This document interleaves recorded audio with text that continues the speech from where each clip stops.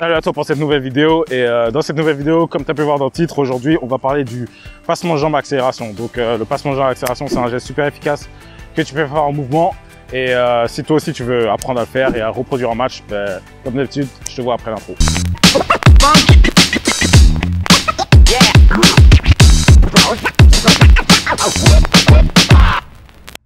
Donc, le passement de jambe accélération, ça c'est un geste que j'apprécie particulièrement parce que c'est un geste de 1, il est stylé à faire et il est super efficace aussi. Lorsque tu le fais parfaitement, c'est très difficile pour un défenseur d'anticiper de 1, c'est presque impossible et c'est très difficile pour un défenseur de t'arrêter de 2. Donc, le passement de jambe accélération, la situation dans laquelle tu devrais le faire, c'est lorsque tu es en mouvement. Tu peux pas le faire arrêter. Lorsque tu fais arrêter, par exemple, tu vas utiliser d'autres choses pour le réaliser. Donc, tu vas utiliser une touche intérieure, par exemple, où tu vas te démarrer. Ou bien, il y a des joueurs qui utilisent, par exemple, une touche. J'ai vu Ronaldo qui utilise une touche extérieure, mais ensuite il démarre, tu vois. Mais c'est pas la même chose. C'est pas vraiment la même chose. C'est pas la même manière, en fait, de le faire. Tu utilises une touche avant de le faire. Et c'est pas exactement de la même manière que tu vas le réaliser. Le super passement de jambe accélération, tu veux le réaliser lorsque tu as une bonne vitesse. Le plus vite tu vas, le mieux c'est. Et tu veux aussi pouvoir justement jouer de ta vitesse pour accélérer et dépasser le défenseur. C'est pour cette raison que c'est très utile et efficace de le faire en mouvement. Et d'ailleurs, lorsque tu es en match, la plupart du temps, le plus souvent, tu vas te retrouver en mouvement quand tu veux dribbler un défenseur. Et donc, c'est pour ça que ce geste-là est vraiment utile à faire.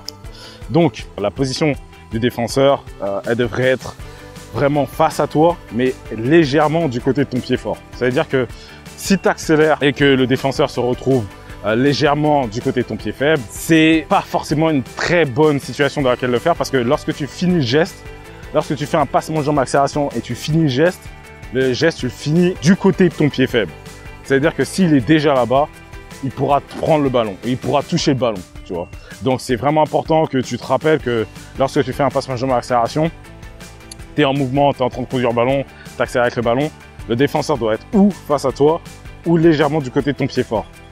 Comme ça, lorsque tu finis le geste et tu accélères, il ne peut pas te prendre le ballon ou il ne peut pas le toucher. Donc ça, c'est la première chose. Et la deuxième chose, il peut être à la fois en train de se jeter, ou bien il peut être à la fois en attente, tu vois, sur la pointe des pieds ou avec les pieds plats, ça dépend.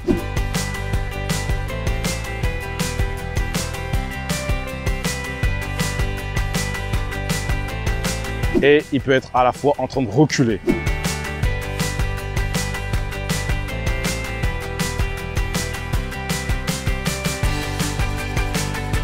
D'ailleurs, un geste que j'ai donné sur les 5 gestes à faire lorsqu'un défenseur est en train de reculer, c'est un geste super efficace parce que même s'il est en train de reculer, lorsque tu fais le passement de jambe et que tu accélères, il va croire comme si tu rentres sur ton pied fort. Et donc quand tu accélères, ça le déstabilise. Et donc, tu peux te servir de ça pour accélérer.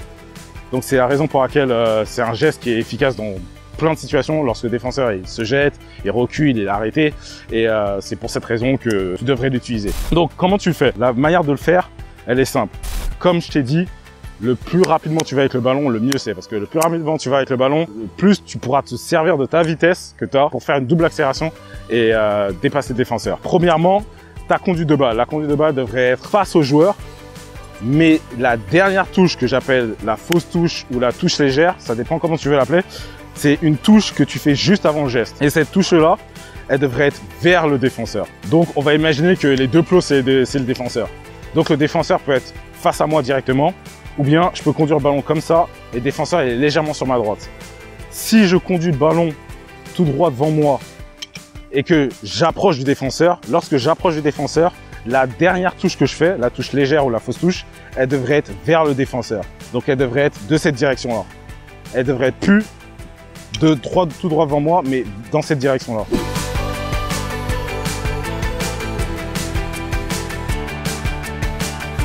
La raison pour laquelle tu veux faire ça, c'est que tu veux encore plus feinter le défenseur lorsque tu finis le geste. C'est-à-dire que lorsque tu fais une touche vers le défenseur, tu fais le passement de jambe, et ensuite tu fais une autre touche avec l'extérieur de ton pied gauche, si tu es droitier. De cette manière-là, tu vas encore plus feinter le défenseur que si tu fais la dernière touche droit devant toi.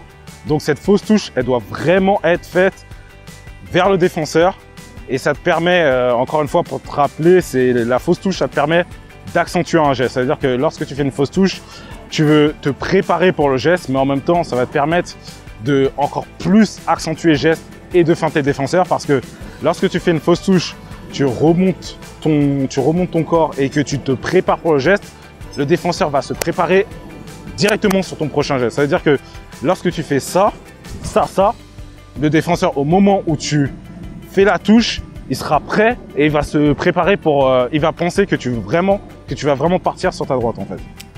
Si tu fais avec ton pied droit. Donc c'est la raison pour laquelle tu veux faire une fausse touche juste avant de faire le geste. T'es pas obligé, mais ça aide vraiment à rendre le geste plus efficace. Donc, comme j'ai dit, si par exemple, tu fais une conduite de balle tout droit face au défenseur, tu veux faire la fausse touche vers lui. Si par exemple, le défenseur est légèrement sur ta droite, tu veux faire encore la fausse touche vers lui. Mais donc, dans ce cas-là, tu dois changer la direction de ta dernière touche. Ensuite, le geste en soi, le passement de jambe. Rappelle-toi que le passement de jambe, il n'est pas fait au-dessus du ballon, mais il est vraiment fait autour.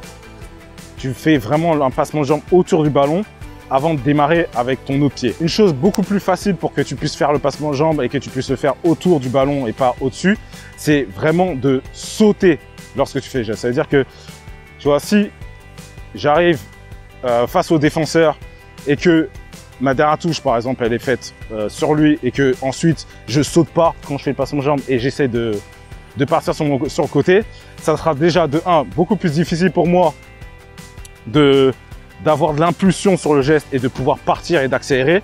Et de 2, par rapport au passement de jambe, j'aurais beaucoup plus de mal à passer mon pied autour du ballon. Donc c'est un truc que tu dois te rappeler aussi, c'est que vraiment, lorsque tu fais le passement de jambe, essaie de sauter en même temps parce que ça va te donner plus d'impulsion et ça va te permettre plus facilement de passer ton pied autour du ballon. Et donc, lorsque tu as fait le passement de jambe et tu as fini le passement de jambe, la dernière touche, c'est de faire une touche extérieure pour accélérer.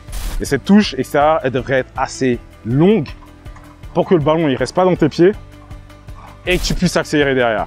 Donc, c'est bien que, tu vois, la plupart du temps, tu gardes le ballon proche de toi, mais sur un geste comme ça, tu veux utiliser l'espace qu'il y a derrière le défenseur pour pouvoir prendre de la vitesse et l'accélérer. Donc, rappelle-toi que tu dois pas non plus frapper le ballon trop loin, mais tu dois pousser assez loin pour pouvoir accélérer et avoir une assez bonne vitesse derrière. Donc voilà, c'est toutes mes recommandations, conseils sur ce geste-là. Si toi, tu as une question, un commentaire ou quoi que ce soit sur ce geste, tu peux le mettre en commentaire en dessous. Et si je vois le commentaire, je pourrais te répondre ou bien je pourrais faire une vidéo dessus. Sinon, à part ça, moi, je te remercie d'avoir regardé cette vidéo et comme d'habitude, je te dis à la prochaine. Peace.